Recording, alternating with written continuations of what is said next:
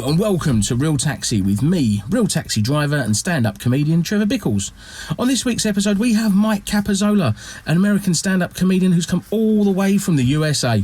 We're going to be discussing with him about his life in the acting world, his stand-up comedy, the differences between stand-up comedy here in the UK, and any tips for any actor or any comic, I should say, going over to the USA.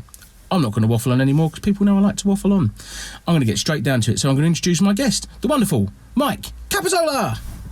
He's here. Let's say hello, Mike. Hello, Mike. Say hello, man. It's say so hello. nice to be here. Thanks for having me in. Excellent, Mike. Excellent, Mike. So, welcome. Is this your first time in a London cab? It's been a while, not the very first time, but I saw the sign, please wear your seatbelt, and I was getting ready to do it, and I'm like, we're stationary. We don't need no seatbelts here, man. We don't need no seatbelts. No, I've been in black cabs before, but it's been a while. Yeah? Yeah. So, right, so you're from the US, right? How long have you been in the UK? January made it 3 years. 3 years? Yeah. What brought you to the UK? My wife was offered a job. She was working in tech, and they offered her a job in London, and it was just the most exciting, like, London. Who would not want to come to London? Who would not want knife crime, traffic everywhere, overpriced stuff? Who wouldn't want that? You know what I mean? Actually, we were in San Francisco, so it's overpriced, cold. It was like a lateral. We were like training for it. I'd been in San Francisco 22 years, so I was used to cold and expensive. So it was like training. I felt like, let's bring it on. We were in training. It's a home from home, isn't it? Yeah. It's literally a home from home. Yeah. Wicked. So obviously, I mentioned before you're an actor and do stand-up comedy. Now, tell us a bit about your acting, because I've done a bit of research on you. Everyone knows I like to do a bit of research on people. You've got quite an impressive IMDb. I've done my research on you too, Trevor. Oh, here we go. What's he found? Well, just so that you know, Trevor pretends to be a Cockney, but he's actually 13th or 14th in line for the throne. He comes from nobility. He's a lord or an earl or a duke. I can't keep track. Oh, that is true, actually. How did you find that out? I did a little research. And we go fox hunting sometimes on Trevor's estate in Lake District. Lord Trevor of Bicklesworth. Yes. That's what I could be. Lord Trevor of Bicklesworth. I love that. But the Cockney persona works for you. But we know educated at Eton, and he has 3 estates, and that's our man. It's the closest thing you've had to a Cockney is Dick Van Dyke in Mary Poppins. Do you know what? That's all Brits do when they go, right. Cockneys, yeah, Dick Van Dyke, Mary Poppins. Well, don't talk about that. So, yeah, so obviously your own IMDb, your comedy, your acting show reel is brilliant. Tell us some of the things you've been in. I had a small scene in Men in Black, and the guy at the post office. This is what I'm talking about.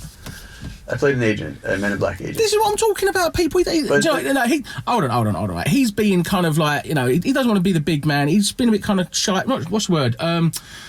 Modest. You've been very modest. Uncharacteristically modest for an American. Uncharacteristically modest. This is true. Americans are you're very quiet for American. Normally there's a lot of whooping and cheering. Sorry, Too much whooping and cheering. No, all right. Would you mind if I mention what you've been in? Yeah, go ahead. Right, I'm going to mention it, okay? Mike's been in Men in Black International and, was it Batman? The Batman. The Batman. It's not out yet. It's not out yet? Yeah, they're shooting it now. Mate, that's brilliant. What was it like to be in Men in Black International? Must have been brilliant. That was so surreal. A highlight. It was amazing. It was great. I like sci-fi. I had a scene with Emma Thompson, who to me is royalty. Like if I had the choice between meeting the Queen or Emma Thompson, I'm going to go with Emma Thompson. And she was so lovely, so nice. Yeah. But it's very intimidating that when it happened, when it was real, like when she came on set and like, oh my God, it's just the two of us in this interrogation scene. That must have been so cool. Yeah, she put me at ease. She was nice. Anyways, it was very quick. But Trevor, I know how big modesty is here. Like Well, I was just gonna say, I made a colossal blunder. I overthought. I was at the post office, and I go there a lot. I just love mailing letters. I don't know why. But the guy at the desk at the post office at the counter, he goes, "Was you in Men in Black?" Really? And I was aware that there were people behind me, kind of doing like that, and I downplayed it. I went like this. "Oh, you saw my 4 seconds?" He goes, like something like, "Steady on, mate. Anybody would love to have 4 seconds in Men in Black." Yeah. I'm grateful. Like, oh, I played that really wrong. I did it. I over modesty-ized it, and I fucked it up. There's that level of modesty as Brits, right? We're kind of like, we don't really walk into the place as the big man. No. But then if someone does recognise you, you're like, yeah, I was in it. Yeah, that's cool. I tried to do that. I tried to. You were the one that saw my 4 seconds in it, and he made it sound like I was upset that I only got 4 seconds. Mate, that's a big thing in my eyes, man. I could feel the people bristle on the line. They went from, "Oh, who's this?" to like, "What an ass," like that. They're like, Men in Black, yeah, he's a bit above his station, isn't he? We don't want to talk to that guy. Exactly that. I can hear all that. Guys, there's a question I've always wanted to ask about, especially movie sets. Now, obviously, you got what I'd consider your main stars of this film was like Chris Hemsworth, wasn't it, and Emma Thompson. Yeah. You obviously had a bit of a smaller role in it. Do you mingle about with those sort of actors, or do you have kind of your own separate area? Because it's something I've always been quite. They weren't there when I was there. It was me and Emma Thompson. Okay. And Tessa Thompson, who was the other agent with Chris Hemsworth. They were shooting on another location that day. We were at Leavesden Studio, and it was a beautiful set. That to me was mind-blowing, to see like the fake New York City street with like cars that had been set on fire and buildings that had been damaged in a fight. The entire street with a green screen at the end where they could project more mayhem. But like how thorough it was. I hadn't been on a major movie set for. I used to be a set PA, a runner. That's how I paid my bills in San Francisco for about a decade on commercials. Well, that was leading quite nice into my next question of how did you get started in it? Was it something you always wanted to do? I knew it's something I always wanted to do. Yeah, but I think I learned some good habits when I was a set PA because I knew how important it was to make every moment count. Like there was no screwing around. There's no I'll get around to it. Everything had to be perfect. I learned good habits from that. If something is 30 seconds, it's got to be 30 seconds. Yeah. If they want 15 people to come through the elevator, it's got to be 15 people. There's no, we've got 12. Sod it. You know what I mean? So I knew early on, like, time is money, everything counts. So I feel like I was very respectful when I came on. I knew the drill from having been just a flunky, but like, getting coffee or whatever I had to do for people. I was 25, 6, 7. Yeah, so for a decade there. No, that's excellent. So you've been doing it for quite a while, and then obviously to get that role in Men in Black must have been like I won't say the pinnacle, but such a highlight of your acting career and things like that. It's brilliant. I'm a superhero junkie and sci-fi junkie, so that was huge. And we got the call. My agent called me to tell me about it when we were at a cafe. I had a gig at a comic book convention in Ireland, and my wife had a conference there at the same time. So I did my comic book convention gig, and we went and we met up. We got lunch, and my agent called, Ed, and hello, it's Mike. Like blah blah blah. I'm like, and I dropped my drink. I'd have done the same. Literally, I'd have done the same. Yeah, I mean, it's just like, what the Well, yeah, you must be like, whoa, I'm in Men in Black, what the hell? Now, you just said you're a big sci-fi fan, right? Yeah. So I'm going to ask you the question, right? Star Wars or Star Trek? Ooh, that's tough. Star Wars or Star Trek? I'll put you on the spot on this one. You didn't know I was going to ask you. Man, it's so hard. And it's not even about a better movie. It's like the emotional attachment. I was 7 when Star Wars came out, so I was at the age where I was still young enough to run around going, pew, pew, got the stormtroopers, and do R2-D2 and Chewbacca impressions and build models. And I like to draw, so I could, all my notebooks from back then were just like Luke's land speeder, and also a math problem in the corner. That was it. And then anything else took a back seat. It was all drawings. You're sounding like you're drifting more towards Star Wars, by the sounds of it. Although Star Trek was like, it was the intro. It was my first love of sci-fi. It blew my mind. There were monsters and ray guns and warp speed. Yeah. Also, you might find this funny, and this is by no means a singular thing. I think this went on all around the world. Go on. My dad was a very cranky guy. He was a high school principal in a very tough school. And he, after dinner, Star Trek was on at 6 o'clock, which was also when the news was on. So my brother and I would eat so fast. Like we had dinner early because we were both teachers, come home starved, and we'd eat at like 5-something, and run in to watch Star Trek. And it was very rare that we got to see anything more than space, Yeah, the final frontier. frontier. And, it's like, and then my dad would come in with the newspaper, shut this shit off and put on the news. So it was the forbidden fruit. Star Trek. I still get the chills when I hear space, the final frontier, and I can still picture me, turn this crap off and put on the news. It brings back memories of your old man just going, get out, turn this rubbish off. And I never really could get into Star Trek, if I'm honest with you. We mentioned at the start as well about you being, we're down a road here and there's cars are flying left, right and centre. I've tried finding somewhere quiet, I do apologise. But we are, I mentioned before about you do stand-up comedy as well. Now, have you been doing it the same length of time as your acting, or is it kind of something you've sort of morphed into? More stand-up. It's funny, like, I didn't want to correct you at the beginning. You're like, he's an actor and he's also a stand-up comic. Like, whoa. My passport says occupation, stand-up comic. Really? Well, do you know what? Yeah. I'm glad you said that, because when I looked you up, obviously we've done a bit of research, and from what I know of you, I thought I just put you down as both, because I assumed obviously you do acting and stand-up comedy. I didn't realise you was more of a stand-up comic. Well, brilliant. It's how you see yourself, though. Like, like, I don't know, man. It's like if somebody's a vegetarian or a Manchester United fan, which will they fight about? You know, like, be a vegetarian, save the animals, or are they a Manchester United fan? Like, sometimes they like, what comes first? So first of all, you are a stand-up comedian. I see myself that way. Okay. I'm always writing. Like, the acting I can't do unless somebody else gives me permission. Like, I'm invited to the set and then booked. Stand up, I'm always writing. I'm practicing my lines, my writing, my thing. Because I've met obviously people on the circuit. Now, a lot of people I've met on the circuit have come from an acting background and have gone into stand-up. That was pretty my assumption. The back door, right. Yeah, that's probably a little bit of an assumption of myself of you, is that obviously you've come from the acting background into the stand-up. But no, you say you're an acting stand-up first. That's great. I've been doing stand-up for 30 years. The transition from working as a set PA to acting, that was a little more recent. Yeah. You know, I would get little bits and piece parts here, you know, like, I worked on a cop movie as a set PA, and they needed somebody to play in a prison transfer van scene. They didn't need the real guy. They just needed somebody in a prison jumpsuit shot from a helicopter on a bridge. It could be anybody. It could have been a mannequin. Yeah. But they're like, hey, Mike, how tall are you? I'm like, 6 feet. Go see such and such in casting. He's going to give you a prison jumpsuit. I thought it was the coolest thing in the world. Like, oh my God, I had a prison jumpsuit. I was manacled in a transfer van. That's not acting. That's just like, they really could have used a dummy for that. Joe, that's great, right? Obviously, when you come over to the UK, right? Obviously, you've been a comic in the US. You've done a lot over there. Did you notice a difference when you come to the UK? Yeah, I couldn't put my finger on it, but it was different. You know? Okay. It could be the speed. It could be the content. Yeah. The MCs here, some of them talk so fast, I can't understand the words. Like, it really, it's nothing against, but some of it is so, you know, like blah blah blah. It ends with "Am I right, bruv?" You know, and then I have no idea what he said, but it ended in "Am I right, bruv?" I've heard that. All right, bruv. That's a proper London one there. You all right, bruv? You all right, son?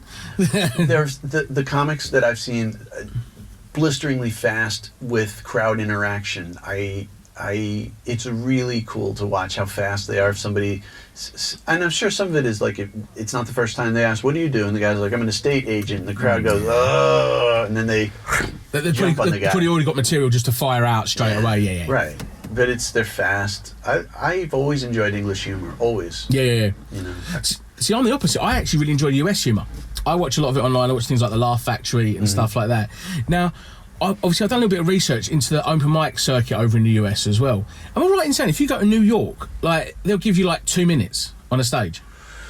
If they don't know you and you, you might get 2 minutes. They don't want to waste. They don't want the crowd to. They don't want the crowd to like. How long is this guy going to be on? You know, like New York is so competitive. Yeah. And they might put you on at 3 a.m. when there's 2 tourists paying the bill. Yeah. And they don't even speak English. They just wanted to.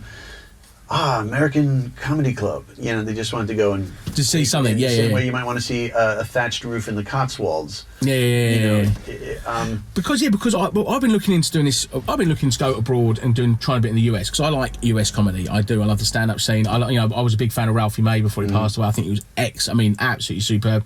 I watch a lot of stuff in the Laugh Factory, and I've been told by acts that when you go over to like New York and you do like the open mic circuit, they give you 2 minutes, and I'm like. Well, there's certain things I can do in 2 minutes, but rattling out a bit of stand-up comedy, I'm like, wow, that's like you've got to be, your jokes have got to be bang, bang, bang. bang, bang, bang, Trevor, bang, bang. It depends where you go. It's not a rule. It's not a rule that you get 2 minutes and only 2 minutes. Okay, yeah. Let's just say, like, who's Russell Kane's made the transition from UK to America. He can sell out in America as well. He's done. You'll see a tour where it's like Russell Kane is here, here, and here. If he were to say, you got to take a look at my buddy Trevor, they're going to give you more than 2 minutes. Yeah. They're not going to go, all right, Russell, but he's got 2 minutes, and if he goes over, we're going to taser him. A stranger might get 2 minutes. And there's a list of 100 comics, and there's number 13 is some kid who's never done it before. Number 14 is someone who just wants to polish one joke before a big show upstate. Yeah, so what we're saying, obviously, it depends on the person, obviously, the venue and the club. I find it fascinating, like I say, from a UK perspective, the minimum's 5, whereas there's 3. Now, did you find as well when you come over, you had to change a lot of your kind of set to make it more relevant locally? I wish I had been able to do that sooner, but yeah, it took, just as the lockdown, whatever you want to call it. Crackdown. Just as it happened, I felt like I'd kind of figured things out. Yeah. I'd gotten the hang of it. It took a year, like a year and a half, whatever it was. I feel like I'd gotten the hang of it, and then powered down. Trevor, New York, it's very competitive. It's like the center of the entertainment comedy world, more so than LA, I think, but it's a preference. But if you go to Brooklyn, which is a 30-minute train ride away, it opens up a whole lot more. It's not a 2-minute limit, like it's... Whoever told you 2 minutes, Trevor, don't worry about it. It's more than 2 minutes. No. I brought it up purely because I found it fascinating. I've just found it fascinating that some places did do that because of... I've been on the circuit a little while. Yeah. With the exception of last year, we're talking about 4 years. Yeah. So all I've ever known is the kind of set structure of 5, 7, 10. That's basically what you earn, 5, 7, 10. So when I started researching it abroad, I found it quite fascinating. That was all. And obviously, I find it interesting, obviously, where you've come over, obviously you've had to adapt your set locally and things like that. And I've seen some of your jokes. They're great. You do a bit of joke about, is it saying the word, what was it? Not geezer. I can use the word, you do a joke. It's going to bug me now. It's going to bug me. I bet my geezer mate's 50 of your quid. That's it, yeah. I bet my geezer mate's, or Lewis Ham. I've been to Lewis Ham. Right. I love that, man. Trevor, when I had one of my first gigs, and it was an open spot at the Comedy Store, and I forget who it was, but they'd given me a piece of advice, like, look, man, when did you get here? I'm like, Thursday, that kind of thing. Like, they've heard it all, like, oh, I'm a fish out of water. I just got here. Things are different. A fag is a cigarette. They've heard it all. Yeah. Don't even try to address, to strip mine that material. It's been done to death, but I took it as a challenge. I was like, well, if you can somehow make it work, they're gonna like you in spite of, like, I've heard this all before. I thought it was a good challenge. Like, okay, I hear what you're saying, but if it's funny, then I guess it's the same as well as if, for argument's sake, if a UK comic goes to a US, if we just flip it on its head, like, the jokes about, say, for argument's sake, the different words, different things you use, things like that. They've probably heard it 100 times as well. So there were British comics that I saw in San Francisco over the years that I felt it silenced the crowd right away just from the accent. Okay. Where people are like, oh, what's this? Like if the comics are talking, like, what's this? It's new, and the crowd kind of like, oh, here's something we haven't heard a million times, because they're not going to be strip mining all the material that they've heard at comedy clubs, like Tinder, my bong, my roommate, my girlfriend, Uber, Netflix. Like, it'll be a different point of view. They just instinctively knew, like, oh, the accent tells you it's someone else from a different place who'll have a whole other story. Yeah, or I suppose a whole other perspective on maybe your culture on certain things. Like, I've got certain things that I just don't get about the US, like beer pong. What on earth is beer pong? It came about after I aged out of that one. I don't know what it is. I know what it is, but I wasn't ever playing it. Oh, mate, I'll explain to people, if you know what beer pong is, it's where you get cups on the table and you have to bounce a ball in to have a drink, right? It's a drinking game. It's a drinking, stupid drinking. It's the mentalist drinking game I think ever. Beer pong, right? No, but I know exactly what you're saying about how obviously instantly the audience will see something different. The instant they will hear a different voice, different accent, they'll get a different opinion or outlook on what's happening around them, which maybe you've not even noticed, or it's interesting to hear. Trevor, you have a distinct advantage going to America, just having what will be an English accent to the American ear, because we are conditioned that English things are smarter and more sophisticated. Like, which is true. You know, whenever there's a posh product or something, it's quite simply the finest soap. You know, like it's an English accent, and it's like, oh, it's from England, or So I think the crowd will assume it's going to be smart material. So if you're in the right crowd where they want smart material, not some horrific gig in New Jersey, where like, oh, this guy with his English accent, but where they like smart material, they will automatically give you the credit. Yes, no, I totally agree. Yeah, well, no, I can appreciate that. Totally. You mentioned about the accents as well. Now, it's something that's happened to me personally as well. We're going to touch on this, and I'll ask you a question in a minute. But my wife, right, she's very well spoken. She's like, oh, hello, my name's Jacqueline. They speak very posh, Whereas I talk like a scrot. I talk very working class, very different. And when we've been to the US, which I've been many a time, they'll love my wife's accent, right? They'll go, oh my God, you're so British. But they hear mine, they go, are you Australian? and I'm like, no. Like a princess to them. They do. They're like, oh my God. My wife, I kid you not, she was in a coffee shop in Nashville, right? And the guy kept going, say my name. Say my name. I think his name was Chris. Say my name, right? And they heard my accent. They're like, oh, is he Australian? I'm like, no. That was a good American accent just now. Did you like that? Yeah, it was spot on, man. Say my name. Well, do you know what then? I'm going to ask you a question then. If you're a UK comic or American comic thinking of crossing the Atlantic and obviously experiencing difficulties, any advice would you give? Would you give any advice to any comedian doing that? Maybe on their set or how they'd approach the gig and things like that? A friend of mine was going to America to do, and he asked me the same stuff. Like he was getting ready to do some shows. I think be yourself. Like I think the authenticity carries a long way. I've more been able to tell an American comic friend who's coming here, and want to do a set, and like, look, just know that your American accent might hurt their ears, and that this is back when Trump was president. Like there's no more hated man in the world than Trump. So immediately, if they hear your voice, I think on some level the people will go like this: did he vote for him? Is he part of the problem? Did he do this to the planet? There is that. The way it would have been for, like, say, somebody with a German accent right after World War II, they like, who did he fight? Did my grandfather fight him? Like they. Yeah, no, I can see what you're saying. I can see what you're saying. So it's more like when the Americans come here, I say, listen, man, just know you can't come out of the gate. What's it do with Netflix? Like they can't. You got to just ease into it. You can't be a barking Bronco bull. Yeah. You got to like ease into it. Take it steady. Work your way into it. Work your way into it. Sort of, what's the word? Let the audience adjust to you. And then start going with it, if that makes sense. Like obviously with the accent and sort of like say, yeah, I'm American. Yeah. Even almost address the fact potentially about, maybe the UK. I could address something about Prince Harry. Right. Something. I know what you're saying. So yeah. So what you're basically saying is slow down. Mm-hmm. Instead of going in there like bull in a china shop. Mm-hmm.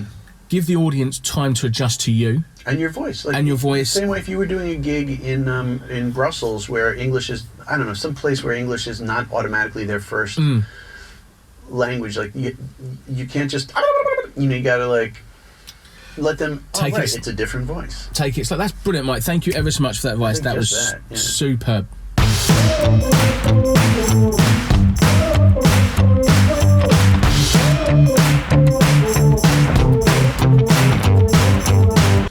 Welcome back. Do you know what? That was brilliant. I actually really enjoyed that because I discovered a hell of a lot that I didn't know. Did you enjoy that, Mike? I loved it, Trevor. Right, are you ready for the quiz we're all talking about? I've never been more ready. He sounds so excited, doesn't he? I mean, this is the quiz we all love to play. It is.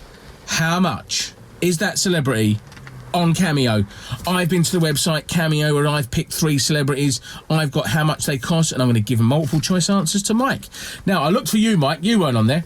Yeah. I think we should have a Micheal Capozzola on Cameo, you know what I mean? I'm working on it. You're working. Right, okay, well, we have a leaderboard as well, right? Chris is going to pop up the leaderboard. We've got Dave Alfie Ward on 3. He hit the hat-trick, Dave. Everyone else is on 1, I think. So, Mike, this is your chance, mate. You could hit top of the leaderboard, you could hit second, we see what happens, yeah? It's a bit of an all-American one I've chosen. All-Americans today.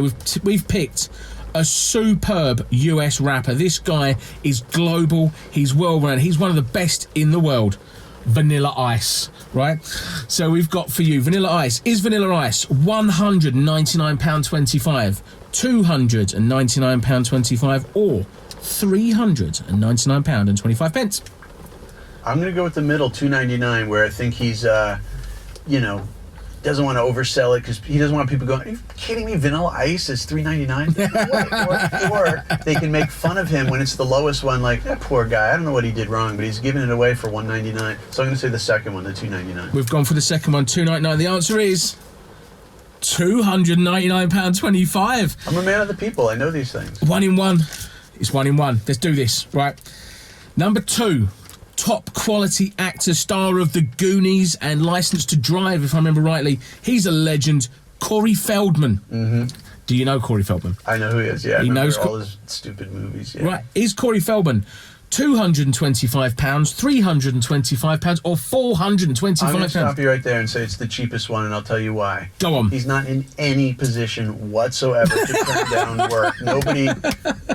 Nobody's banging down his door, and they're going to go, oh, that's worth every penny. I got Corey Feldman to say happy anniversary to my mom and dad. We're big... Nobody's... I mean, it's more of a revenge thing where, like, somebody told me they have a big surprise. Are you ready? Let's play the clip. I don't know what it is, but he said I'm going to love it. And like, oh, God, it's Corey Feldman. Corey Feldman. Yeah. Right, the answer is £225. He's hit 2 in 2, people. Yeah. He could get he could go to joint top of the leaderboard here. I know things. I'm a man of the people. Now, I always give people the option for the last question, right? They're females. Yeah. 2 females. Are we going for a US politician or US music royalty? Music royalty. Gone for music royalty. It's kind of music royalty. Her father was an absolute legend US singer. Priscilla Presley. Right? Is Priscilla Presley £112.50? Trevor, I'm sorry to interrupt. Just skip to the highest price. What is it? £212.50 or £312.50? What do you reckon? She's the king's daughter. She can't give it away cheap. It devalues the empire. If she gives it away cheap, then what happens from there? The Elvis's records wind up in the bargain bin, and her income dwindles. So whatever the highest number is, I'm sorry to cut you out. I could have heard them all, but Trevor, what's the top one? He says £312.50. That's what it is. The answer is £112.50. You could get Priscilla Presley for a bargain basement. £112.50. She's got too much. We don't care, does she? She just throws it. Another bit of money. There you go. Easy. I guess all self-respect went out the window after she'd married Michael Jackson. Basically, that's yeah. What happened. That's what happened. If you'd have chose politician, you'd have had the wonderful Sarah Palin. Do you remember Sarah Palin? Do I? that was where everything crumbled in America for the most part. When she hit the political landscape and became a viable candidate, that's where everything just went sideways. Like, how is this even a thing? How in the world? How is this dingbat on the national stage? It just went down. It went downhill from there, basically. So fast. She was the last step. She was the stiff wind that brought down the shack. Well, do you know what? You got 2 out of 3. That was, mate, that was good. Thanks. That was good. But we're going to go straight on to the final question, the question that I love to ask all stand-up comedians. Mike, tell us about your worst or craziest gig experience. Mike. Trevor, before I get into it, I was just going to say, I mentioned to you that the pandemic, the last gig I had was the 30th anniversary of doing stand-up, and then everything shut down and there were no gigs, and I started kind of like making notes about the goofy stuff that's happened. Yeah. And one thing that I remember early on, like this is years and years ago, I think it's probably like I'd done maybe 6 gigs and I was like hungry for stage time. Like if there was a bus in traffic, I was more than likely to like get up and like, I just couldn't get enough. You'd perform it on the bus, anywhere. I loved it. And a buddy of mine, when I was in college, my buddy goes, "Hey, my band is performing this weekend." This was Thanksgiving weekend, and he's like, "You're welcome to do it in between sets if you want to do it. If in between band sets, if you want to do a gig, do it." And I was like, "Yeah." So I took the Amtrak out of pocket, rode this from my parents' place in New York to his. I'm going to quickly translate it. Amtrak is train. Yeah. A bit like GNER. Yeah. Right. Go on. Rode the train, paid the price. 4 hours away. 4 hours. I paid to do a 4-hour train ride to do this gig. I know some stand-up comedians that would do that as well. Yeah, but this was this was early on. I had done maybe 6 gigs. I was still in college, and I had these jeans on that I'd painted the the Cat in the Hat, Dr. Seuss. Yeah. I'd painted this drawing of the cat's arm and gloved hand being torn off, so it had a little bloody bone dripping blood. It's as if somebody had. Oh yeah, I get you. And holding the hat. Seuss was big at the time, the red and white giant hat. Yep, I know what you're talking about, yep. So I thought, how funny, because it always had the little white glove, but it's out of nowhere, so I included the bone and the fur, as if somebody So I'm on the train, and this woman, as I'm nearing the wrong stop, I was getting ready to get off at the wrong stop, and she goes, "You're in a gang." And I go, "What?" She goes, "Those are your gang colors. You're a gang member, aren't you?" I'm like, no, I'm not in a gang. She goes, "I know what gang colors look like." And she was pointing to my red and white Dr. Seuss. She couldn't see below the knee to the bone, and I had to lift it up, and there's a bloody bone, which upset her all the more, which convinced her with this violent, disembodied cat arm. Yeah. She was convinced I'm in a gang. I was 19 years old, 20, whatever. Yeah. And so it kind of threw me off. I was like, what the? And she was shouting at me, like, "He's in a gang, crazy woman. He's in a gang." And I got off at the next stop without double checking. Is this the stop that I was supposed to get off at? So I got off at the wrong stop. And I didn't have enough money for a cab, so I started walking to what would be the next stop. And I really had to shit. And I was on this, there was nowhere, everything was closed. It was after hours in a financial district where everything's closed. And all I was trying to do is get to the gig on time. And for some reason, I found this abandoned building. And the door was, I could kind of kick it in a little bit. Like, I had to go so badly, and there was nothing around. If you had to piss, you could always find, like, behind a tree like that. Anyway, I kicked in the door. This is the worst, like, this gets to the worst gig. Right. You know, this is leading up to the worst gig. This is the path to the worst gig. And I found, it was this abandoned building, and I found in the dark, using matches, I found a toilet, which no longer worked. And I used the toilet, and I think I ripped out pages of my comedy notebook to wipe myself. This was like, it was getting worse and worse and worse and worse. Oh, no. With matches, I'm like, how do you, like... Yeah. God forbid there's a night watchman, like, "He's in here!" I thought it would end poorly. Yeah. Then I get to the gig, and Josh, my buddy, the keyboardist, he forgets to say, "Don't go anywhere. We have a comedian." And he's like, "We're gonna take a quick break. We'll be back and play for you guys." I'm like, "Josh," he goes, "Oh wait, guys, hold on. My friend Mike is a comic." Oh no! He gives me the mic, and also the guy had already put on the house music, so it's got this like sort of music-y in the background. Yeah. And these people were on fall break, Thanksgiving break, catching up with people they hadn't seen in months. So nobody wanted this guy on stage, like, what the, whatever. It was just no one cared. No one cared. And it just kind of like the spell evaporated. Like, I'm on stage. I was looking forward to it for 4 hours, and then like no. And I think there's like one person listening, like, "He's actually kind of funny." Shh. and it was just like, it was the worst. And I'd been looking forward to it. I don't know what I paid to take a train for 4 hours from New York to Massachusetts, and it just was like... So obviously you've done the gig, you've turned up at this, you've had the disaster getting to the gig, right? Yeah. It's gone badly.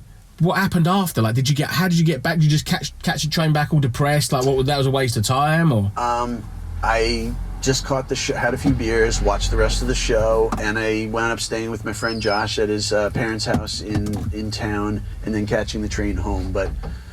I didn't want to ride a train for 4 hours, getting in at 3 a.m. after, like, that was the worst gig. Oh my God! But also, Trevor, on a happy note, I realized it's never going to get worse than that. that was like, I got it over with early. I'm never going to find myself pooping in an abandoned building with a lit match, trying to use my own comedy notebook for toilet paper after being accused as a gang member in front of by an old woman on a train. It was like everything that could go wrong. Oh my God! And I did feel like I got it over with. Like, well, yeah, it was one of them things. Well, what next? You know what I mean? But I also, I loved it in a what next way. Like, this is the life. This is the life for me. I wasn't that dejected by it. I was like, okay, it's a hiccup. If this is the gypsy life of the comic, bring it on. That's when you know. I think that's when you know you've got the bug. When you go for an absolute disaster, like an absolute world falling around you disaster. I've been there. We've all been there. Like, we've had those gigs where everything falls around on you, and if you wake up next morning and go, "When's my next gig?" Yes. that's when you know you've got the bug and it's meant to be for you. Totally. Like a calling. You know, it's not like being a nurse or a doctor, but at the same time, like, you got to really want it. Teacher, you got to really want to do that. And comedy, you got to really want to do it. I read somewhere, I think it was Sarah Millican, when they're talking about having bad gigs and how would you deal with it, and she said what she used to do is she'd get up the next morning and she'd give herself, I think it's 11 o'clock in the morning. You will think about the bad gig until 11, but as soon as that 11 o'clock hits, you shelve it, get rid of it, and you get back on the road again. Yeah. And that to me is the best thing I ever heard. You know, but yeah, basically once you've done well. So you've had a shit with a lip match, gang member, terrible gig. Otherwise, it was fine. Other than that, it was fine. Otherwise, it was fine. Do you know what, Mike? I have thoroughly enjoyed this interview. I mean, I found it so interesting. I've had an American in there. I've had a guy from Men in Black in my cab, people. I came from the States just to do Trevor's. That's what he doesn't realise. He flew all the way over. He's been quarantining for 2 weeks indoors, and then he's come to me. It's brilliant, isn't it? Mike, thank you ever so much for coming on the show. Mine, it's been very, very much appreciated. And thank you for watching. Like I say, if you've been watching this and you've really enjoyed it, thank you so much. Do not forget to hit that subscribe button on my YouTube channel. It'll be very much appreciated. And I'm going to leave you with this. Once again, guys, thank you very much. Stay safe and be lucky.